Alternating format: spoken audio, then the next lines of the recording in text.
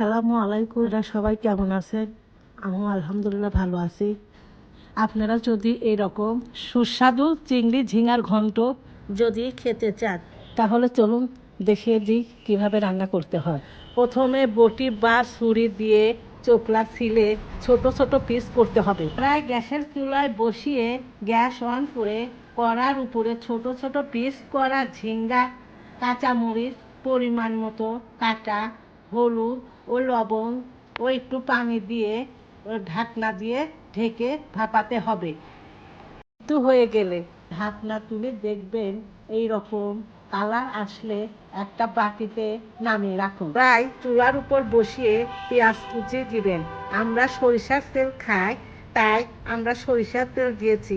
আপনারা চাইলে সয়াবিনের তেলও দিতে পারেন।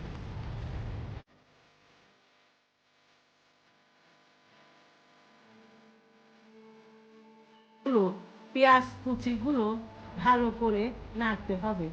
যখন দেখবেন পেঁয়াজ লাল হয়ে গেছে তখন জিরা সামান্য পরিমাণে দিয়ে দিবেন। আর একটু নেড়ে বাটিতে সিদ্ধ করা ঝিঙ্গাগুলো দিয়ে দিবেন। এখন ঘন্ট করতে হবে। আমরা কাঠের চামচ ব্যবহার করি। ওনারা যা ব্যবহার করেন তাই দিয়ে ঘন্ট করবেন। সামান্য পরিমাণে চালের গুঁড়ো দিবেন, একটু আঠালো আঠালো ভাব হবে।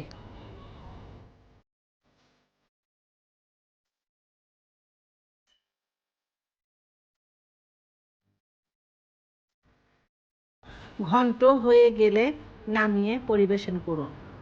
আপনাদের এই রেসিপি ভালো লেগে থাকলে তাহলে অবশ্যই আমার ফেসবুক পেজ লাইক ও ফলো করবেন, সাথে আমার ইউটিউব চ্যানেল সাবস্ক্রাইব করে দিবেন।